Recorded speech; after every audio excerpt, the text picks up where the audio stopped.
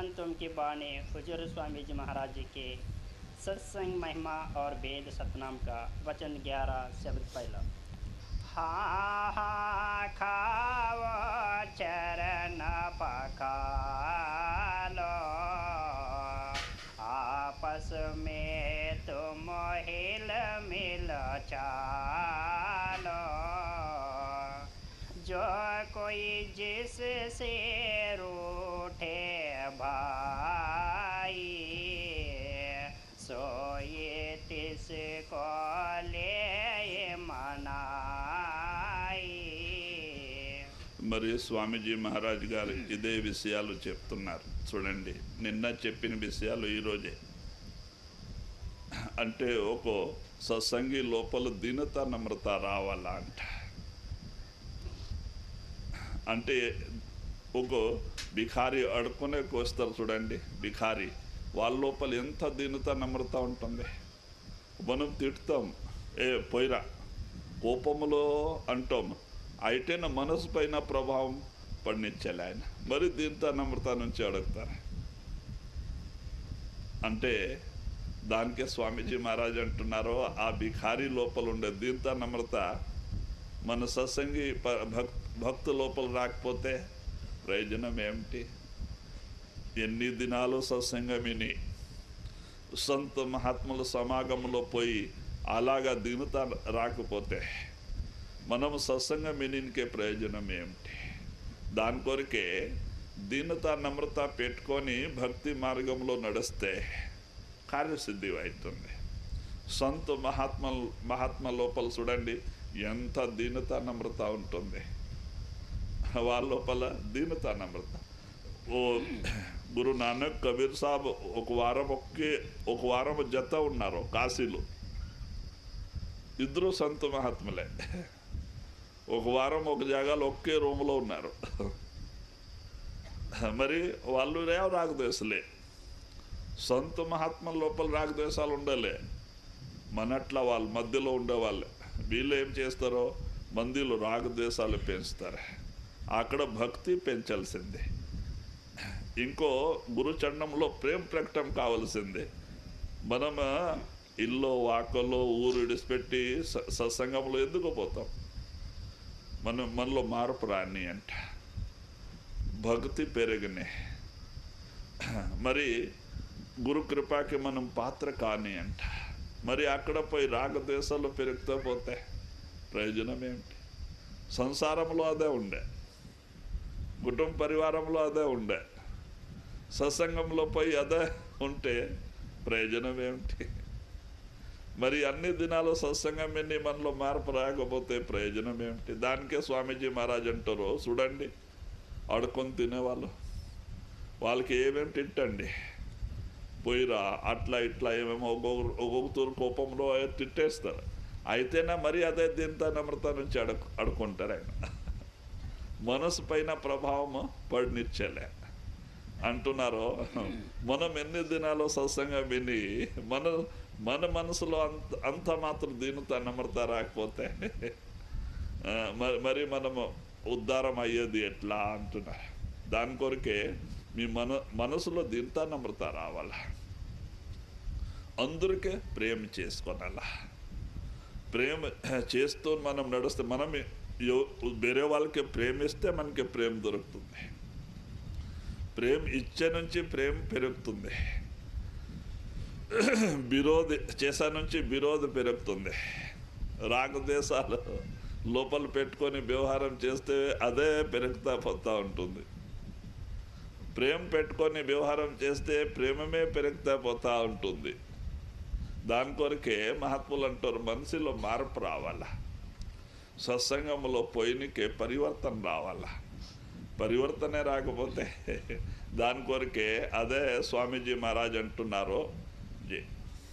हाथ जोड़ बाहो विनती करे कुशामद चरण पाड़े. అకస్మాత్ ఎవరన్నా సత్సంగి నుంచి సత్సంగి కోపం చేసుకుంటారు. ಯಾವುದೋ ఒక మాటకే కోపం చేసుకుంటారు. అయితేనా ఈయన దీనతా నమ్రత నుంచి మరి ఆయనకి రాజీ చేయాల. దీనతా నమ్రత ప్రార్థన చేసి కాళ్ళకి మక్కి, స్వామి తప్పు అయిపోయింది క్షమించండి అంటే, ఆ భావం నుంచి మనం క్షమాపణ కోరి వాళ్ళకి ఆ లోపలుండే ఆ మన రాగదేశాలు తీసేయాలి. దీనతా నమ్రత నుంచి నా నుంచి తప్పు అయిపోయింది, నీ మనసు నచ్చింది స్వామి, మాఫీ ఇవ్వండి. కాళ్ళకి నమస్కారం చేసి మాఫీ కోరి మరి వాళ్ళు మాఫ్ చేస్తారు. మాఫ్ చేయకపోతే మరి దానికే స్వామీజీ మహారాజ్ అంటారు,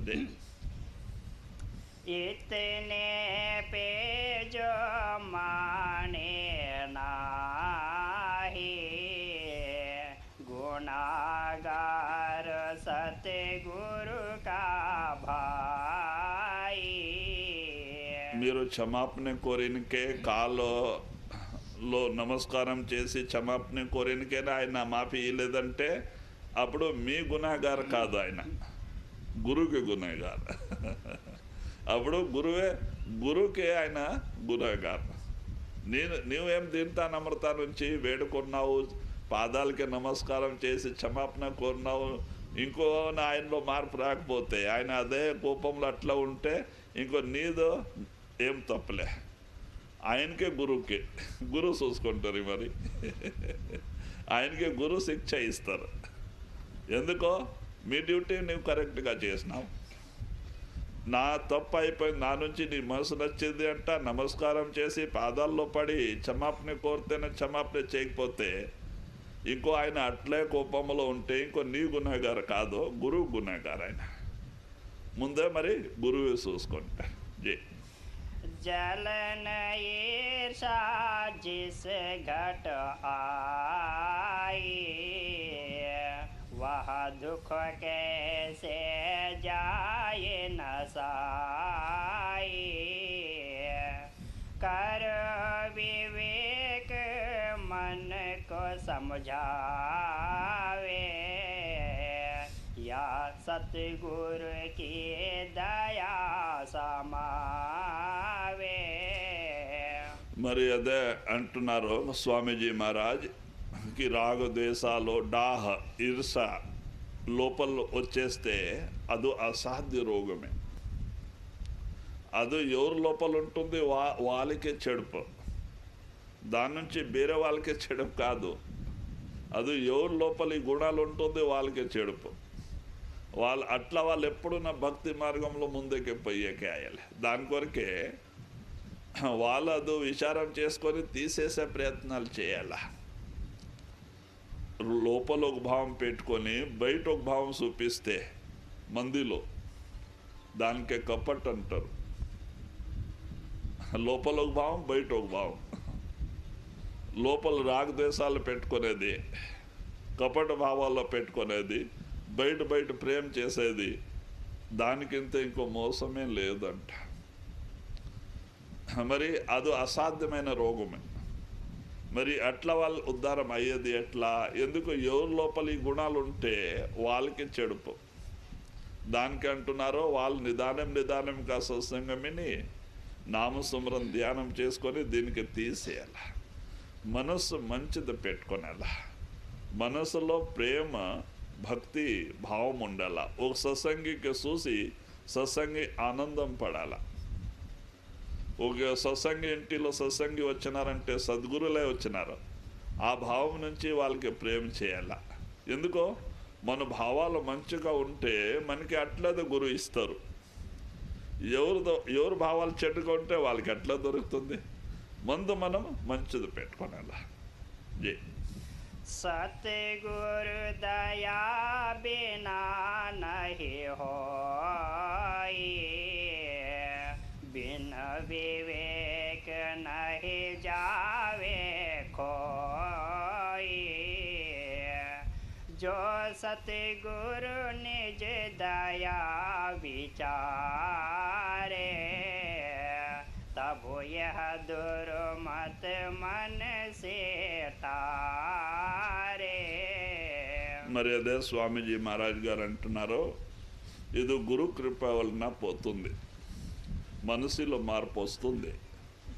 అయితే మనము సత్సంగం విని విచారం చేయాల. దానికి సత్సంగం పైన మనం చేయాల, విచారం చేయాల. కొన్ని మహాత్ములు ఏం చెప్తున్నారో దానికి మనం చేసి ఆచరణలో తీసుకురావాల. మార్పు వస్తుంది మనసులో. ఇంకో అలాగన్న మార్పు రాకపోతే సద్గురు చరణంలో వినంతి చేయాల. ఈ స్వామి నడిసే ప్రయత్నాలన్నీ చేసినా కాకపోతే అప్పుడు వినంతి చేయాలి. మరి గురు కృప వలన సాధ్యం. మనము ప్రయత్నం చేస్తుంటే గురు కృపను చేస్తారు. చూడండి, ఒక పిల్లోడు ఉంటారు, ఆయన లేయాలంటే ప్రయత్నం చేస్తారు, పడిపోతుంటారు. తల్లి ఒక తూరు 2 తూరు చూస్తుంది, ఓహో ఈయన లేయాలంటే ప్రయత్నం చేస్తున్నారంటే ఎక్కడైనా మంచం పట్టిస్తుంది, టేబుల్ పట్టిస్తుంది. ఆయనకి నిలబడక అలవాటు అయిపోతుంది నిదానంగా. ఆ పిల్లడే ప్రయత్నం చేయకపోతే తల్లి ఏం చేస్తుంది? అలాగా మనం ప్రయత్నం చేయాల. వివేక్ సత్సంగం విని దానికి వివేక్ జ్ఞానం, దానిపైన విచారం చేయాలా. విచారం చేసి దాని ప్రకారం నడిసే ప్రయత్నాలు చేయాలి. నడిసే ప్రయత్నాలు చేసి సాధ్యం లేకపోతే అప్పుడు గురువుకి ప్రార్థన చేయాలి. అప్పుడు గురు సహాయం చేస్తారు. మనం పూర్తి నడిసే ప్రయత్నమే చేయకపోతే అన్నీ అవి కూడా లోపల పెట్టుకొని గురువుకి ప్రార్థన చేసుకుంటే గురువు ఏం చేస్తారు? మన ప్రయత్నాల్లో ఉండాల. ప్రయత్నం లేకపోతే మన కార్యసిద్ధి అయ్యలే. జీ जो कोई दीन कपट से होई, ताका रोग कहो कस जाई। कपटी को ऐसा बोचाही, करे सफाई कपट नसाई। దాని కొరకే స్వామీజీ మహారాజ్ అంటారు, మరి లోపల కపట భావం పెట్టుకొని ఉంటారు. సత్సంగం విని మహాత్ముల సమాగంలోనే పోయి మరి కపట భావాల లోపల నుంచి దూరం చేసేలేదంటే అది అసాధ్యమైన రోగమే. చూడండి, ఒక తూరు గురు నానక్ గారు సత్సంగం నడుస్తుండే. పక్క పల్లిలో ఇద్దరు ఉండరు. ఇద్దరు సాహుకారే, అంటే ఇది వ్యాపారం చేసేవాళ్ళు. వాళ్ళ దుకాణం ఉంది ఇద్దరికి, శెట్టి. ఒక ఆయనకే గురు నానక్ పైన ప్రేమ ఉండే, సత్సంగంలో పోతుండే. ఒకరోజు ఆయనకి మనసులో వచ్చింది, పక్క ఆయనకి జత్తి గారు, ఆయన సాహుకారినే, ఆయనకైనా చెప్తాం, ఆయన మహారాజ్ దర్శనం చేసి రాని అంట. కొంచెం ఎట్లా దోస్తి మిత్రుడు చెప్పినారు. పోయి ఆయన పేరే రామదాస్. ఈ సాహుకారి పోయి రామదాస్కి చెప్పినారు. ఆయనకైనా దుకాణం ఉంది, వ్యాపారమే.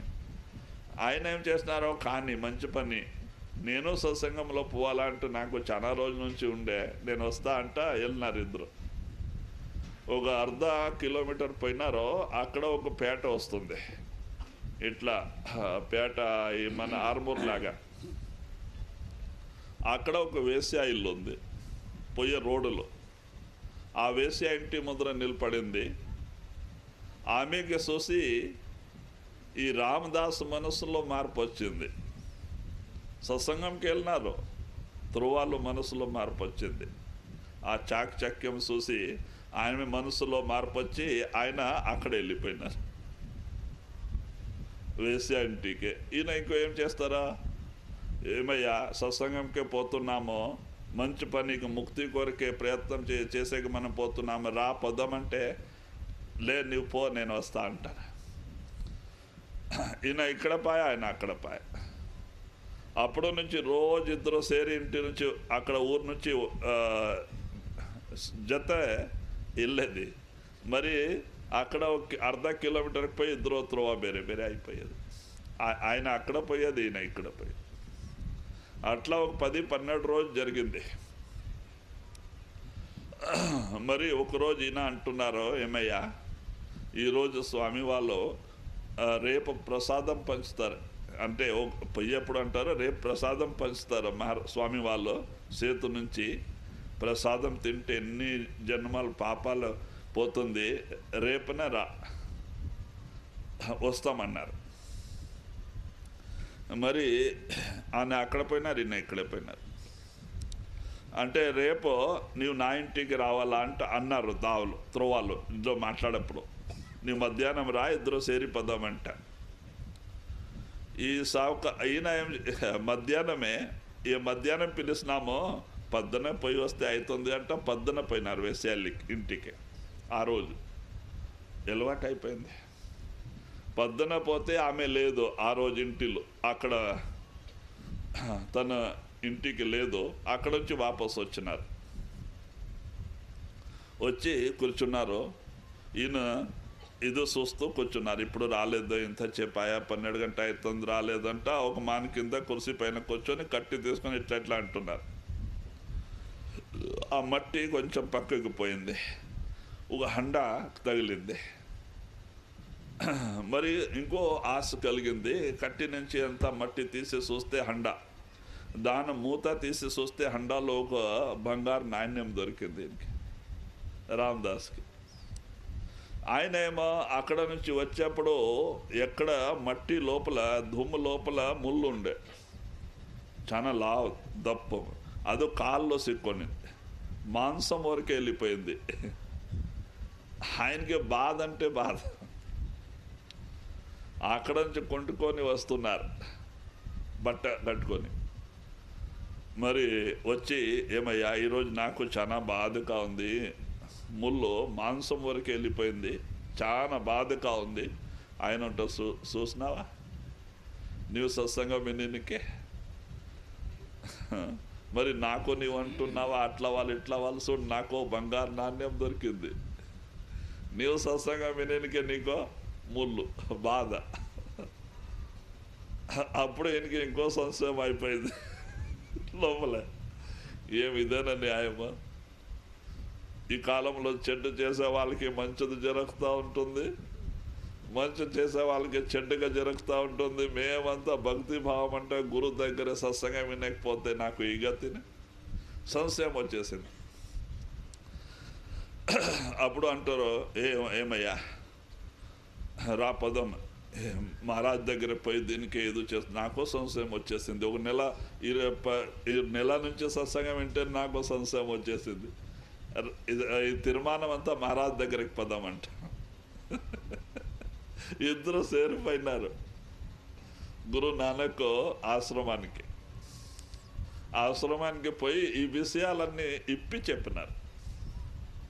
స్వామి మేమిద్దరూ సేరి సౌకార్యం అంటారు, నేను ఇద్దరు సేరి నా జత్తి గారు ఇద్దరు సేరి సత్సంగంకి వెళ్ళేది. 1/2 కిలోమీటర్ వస్తాను, ఈయన వేరే త్రోవా మనకి వేరే త్రోవ. ఆయన వేసేంటికి పోయేది, నేను సత్సంగం వచ్చాను. నేను 15 రోజు సత్సంగి, నాకు ఇదనా ముళ్ళు మాంసం వరకు కూర్చుకొనింది, నాకు బాధపడుతున్నాము, నాకు బాధ. ఈయనకే ఒక బంగారు నాణ్యం దొరికింది, హండా దొరికింది, దాంట్లో ఒక బంగారు నాణ్యం దొరికింది అంట. ఎందుకో స్వామి ఇట్లా అంట. ఈ సౌకర్యకి సంశయం వచ్చింది. అప్పుడు గురు నానక్ కొంచెం అంతర్ధ్యానం అయి చూసి అప్పుడు నవ్వుతారు గురు నానక్ అంటారు, ఏం లేదయ్యా, ఈయన రామదాసుడు 8 జన్మములో బంగారు నాణ్యం దానం ఇచ్చిండే. ఒక నాణ్యం కొరకే ఈయనకి 100 నాణ్యాలు దొరకాల్సింది, హండాలు ఒక హండా దొరకాల్సింది. అయితేనా ఈయన పాపమే చేసేకపోయినారు, సత్సంగానికి వచ్చి చేసేకపోయినారు, పాపమే అయింది. ఆ పాపం చేసే నుంచి ఒక్కొక్క నాణ్యం అంతా బంగారు నాణ్యం అంతా బొగ్గులో మారిపోయింది, బొగ్గు అయిపోయింది. మరి ఒకరోజు ఈయన పోయినారో ఆమె ఉండలేదో మాడిగిలో, దాని నుంచి అది ఒకటే మిగిలింది. అది పోయింటే అది ఆమె ఉండింటే అది బొగ్గు అయిపోతుండే. మరి నీవు 8 జన్మములో నీవు రాజా, చాలా క్రూరమైన వ్యవహారం చేసినావు రాజాయి, చాలా మందికి ఊరి తీసినావు, చంపేసినావు. నీకు చాలా కష్టం రావాల్సింది, ఈ జన్మములో నీకు చాలా బాధపడాల్సిందే. నీవు సత్సంగంలో పోయినకే అది ఒక్కొక్కటే పాపం అంతా తొలగిపోతాయా పోయింది. లాస్ట్లో అదో నీకు సూలి అంటే ఆ రాజమహారాజులు అప్పుడు ఏం చేస్తుంది, చాలా సూపుగా ఉంటుంది, దానికి భూమిలో పొడిసి పైనుంచి దానిపైన ఇడిస్తారు. పైనుంచి అదో గుదాస్థానం నుంచి తలకాయ వరకు వెళ్తుంది. అదో ఊరికింత కష్టమైన సూలి. నీకు సూలి తీయాల్సిందే ఈ జన్మములో. నీవు చేసిన పాపాలకి ఈ జన్మంలో నీకు సూలి తీయాల్సి. అయితే అది ఒక ముళ్ళకి, ఆ ముళ్ళు నొప్పికే నీది పోయింది. ఆ నొప్పి సూలిలో నీకు సంపాల్సింది ఈ జన్మములో, అది ఒక ముళ్ళు నొప్పికే పోయింది. మరి ఎవరికి లాభం? నీకు ఆయనకే. అప్పుడు తెలిసింది ఆయనకి. అలాగా ఉంటుంది. దాని కొరకే మహాత్ములు ఏమంటారు, సత్సంగ్ సం తీర్థనే కోయి, సత్సంగ్ సమాన ಬೇರೆ తీర్థమే లేదు, జహా మనుమంజన హోయి. ఇక్కడ మనస్సుద స్నానం అవుతుంది, అక్కడ బయట తీర్థాల్లో శరీర స్నానం అవుతుంది. శరీರದ మలినం దూరం అవుతుంది. మనం చేసిన పాపాలు కర్మాలంతా మనస్సు పైన పడింది, లోపల మనస్సు మలినం అయిపోయింది.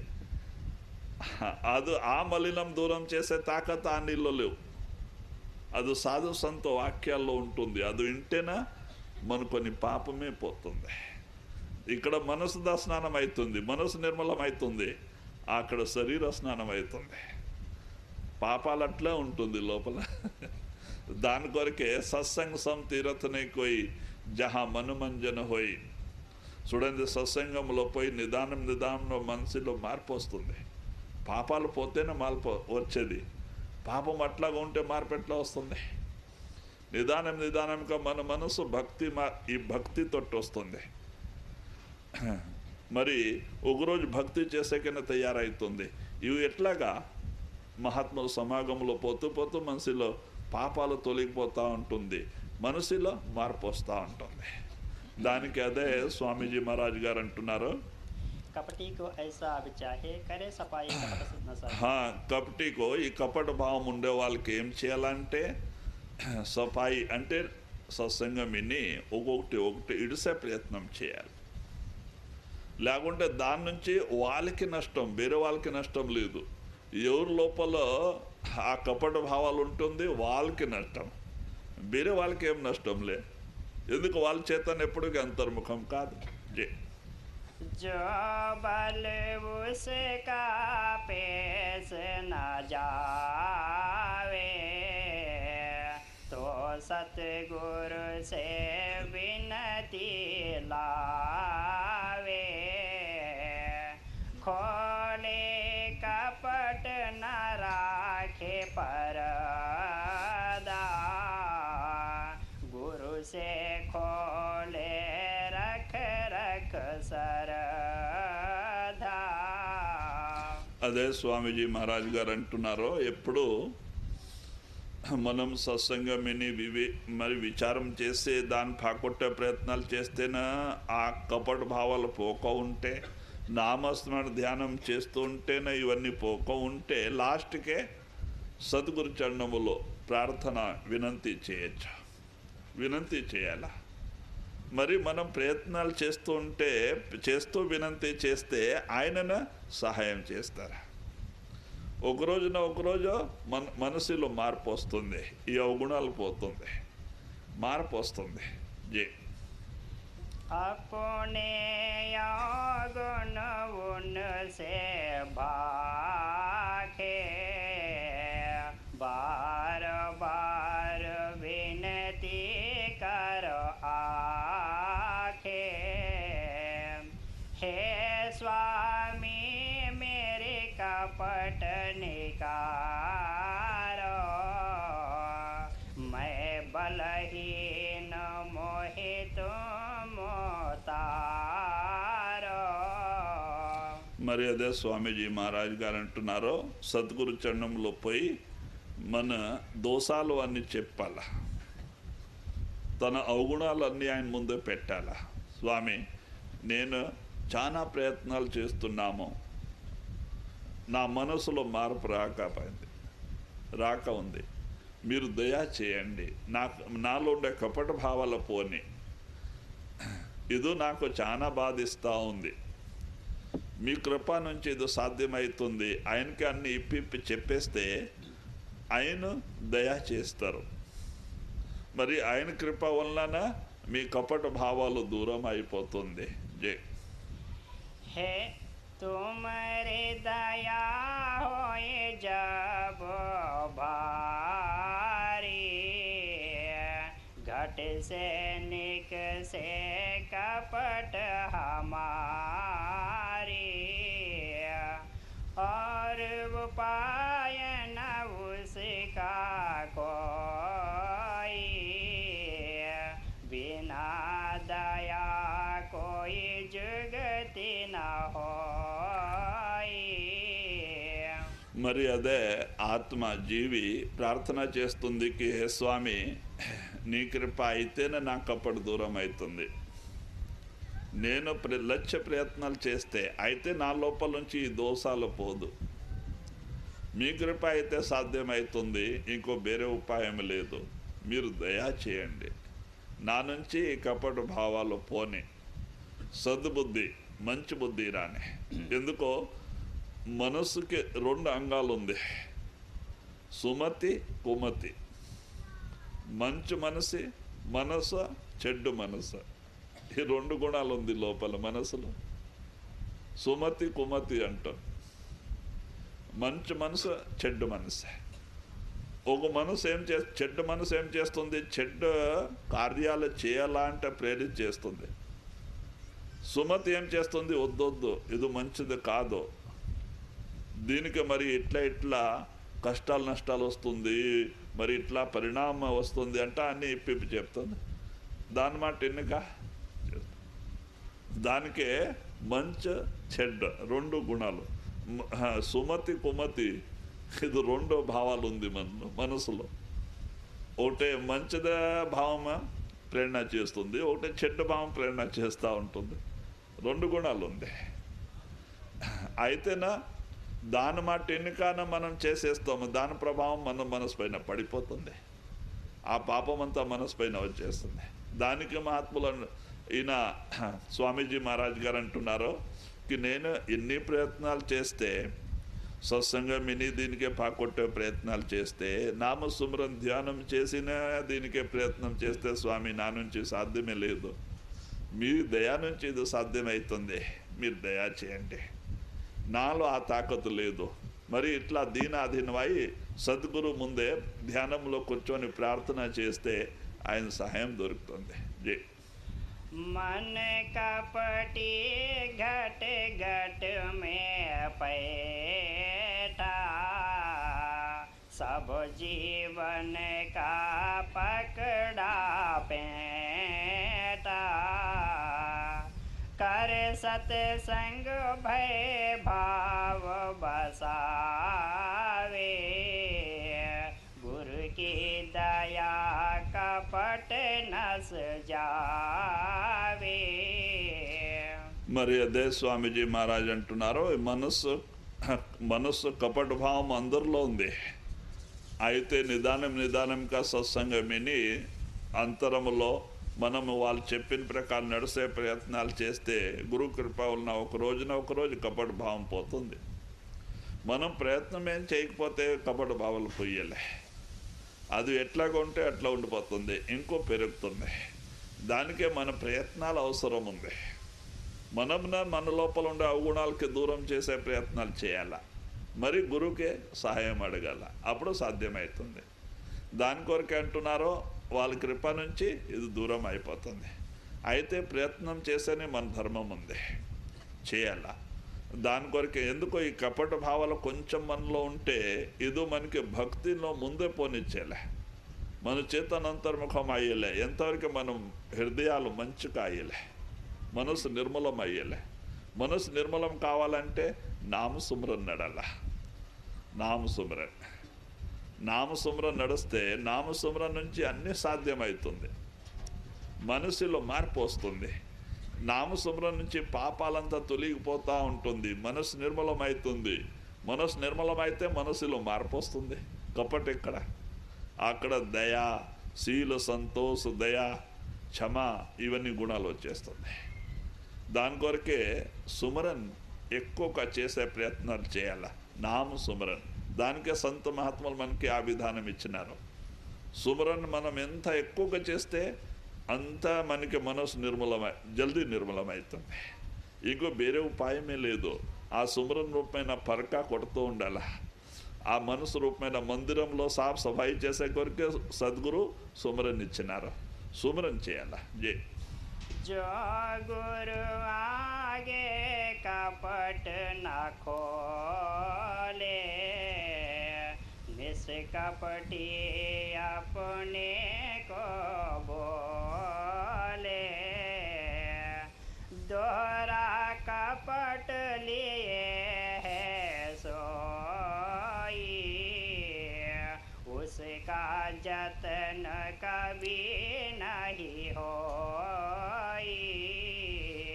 మరి స్వామీజీ మహారాజ్ గారు అంటున్నారు, ఎవరు లోపల కపట భావాలు లోపల పెట్టుకొని తనకి నిష్కపటి అంటారు. మరి నేను మంచోళ్ళు, నాలో కపట భావమే లేదంట అనుకొని వ్యవహారం చేస్తూ ఉంటారు.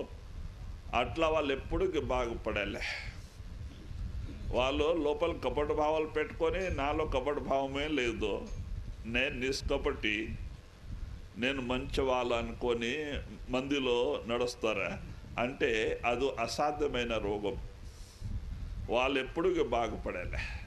ఇప్పుడు మందిలో 3 రకాలు ఉంటారు. మనిషిలో 3 రకాలు ఉంటారు. తెలిసిన వాళ్ళు అంట జ్ఞాని అంటారు. తెలిసిన వాళ్ళకైనా మహాత్ములు చెప్తే వాళ్ళు మంచిది అనుకొని తెలుసుకొని నడుస్తారా, మార్పు వస్తుంది. ఒకటి ఏం తెలియక ఉండేవాళ్ళు అజ్ఞాని.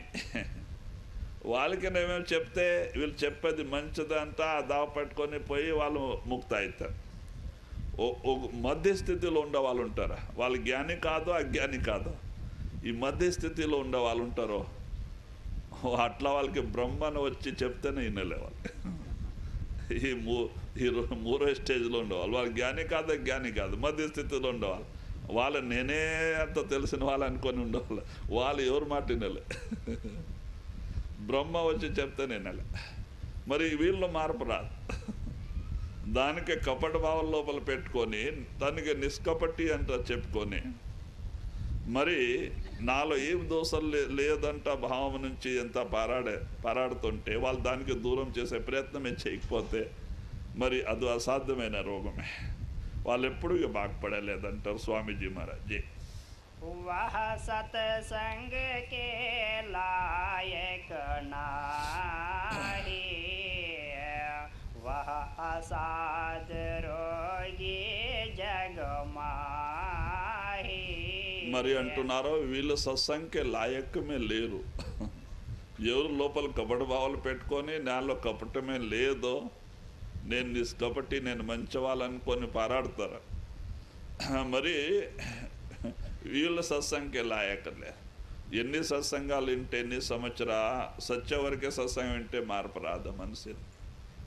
అట్లాగా ఉండిపోతారు. జై पर जो सतगुरु समर्थ पावे, और चरणन पर शीस नवावे,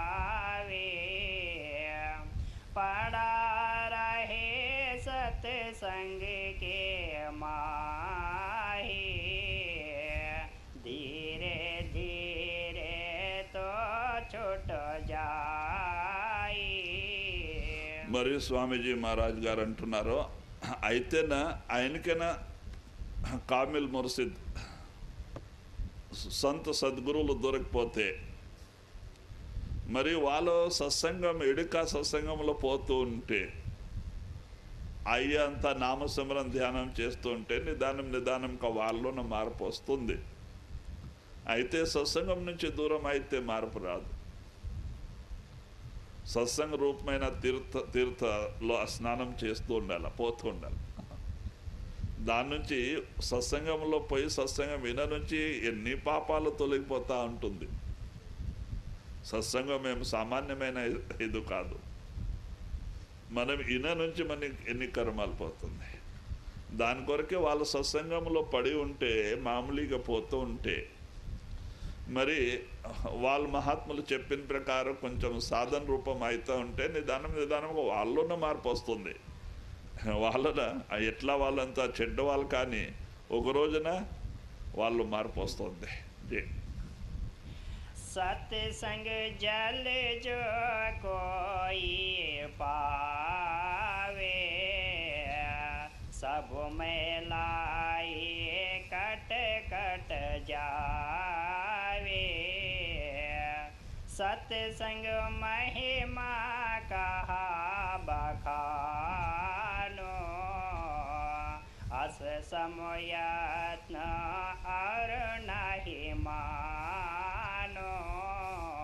మరి అదే స్వామీజీ మహారాజ్ సత్సంగ మహిమ చెప్తున్నారు. ఆ సత్సంగ రూపమైన నిర్మల్ తీర్థులో స్నానం చేస్తూ ఉంటే నిదానంగా వాళ్ళ పాపాలంతా తొలగిపోతూ ఉంటుంది సత్సంగంలో పోతూ ఉంటే. సత్సంగం అంటే ఇది సామాన్యమైన ఆస్థానం కాదు. సత్సంగ్ సం తీరతనే కోయి జహా మన మంజన్ హోయి, ఇక్కడ మనసు స్నానం అవుతుంది, అక్కడ శరీర స్నానం అవుతుంది. దాని కొరకే వాళ్ళు సత్సంగంలో పోతుంటే నిదానంగా పాపాలంతా పోతుంది. ఈయన నుంచి శ్రద్ధ నుంచి ఈయన నుంచి కొన్ని పాపాలు తొలగిపోతూ ఉంటుంది. మనసు పాపం పోతేనే మనసులో మార్పు వస్తుంది, లేకుంటే మార్పు ఎట్లా వచ్చేది? పాపం ఎట్లాగా ఉంటే మార్పు ఎట్లా? అశాంతి ఉంటుంది మనసులో శాంతి కావాలంటే మనసు నిర్మలం కావాలా.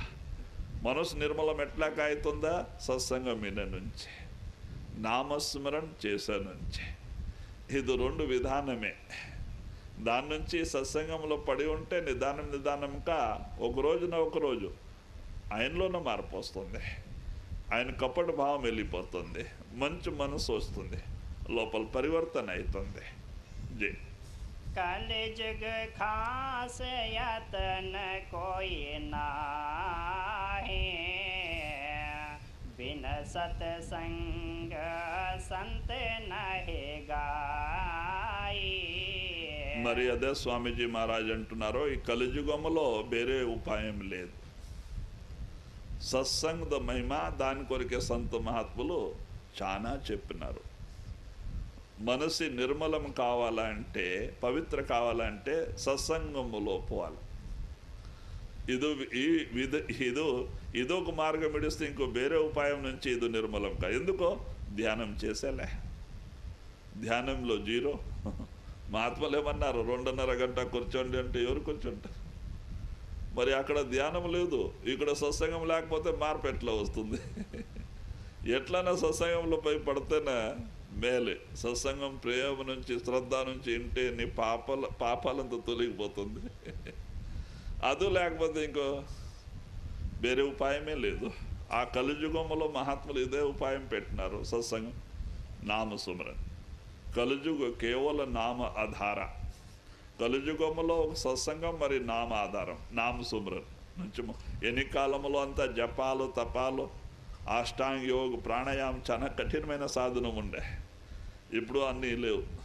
నామస్మరణ చేస్తే సత్సంగం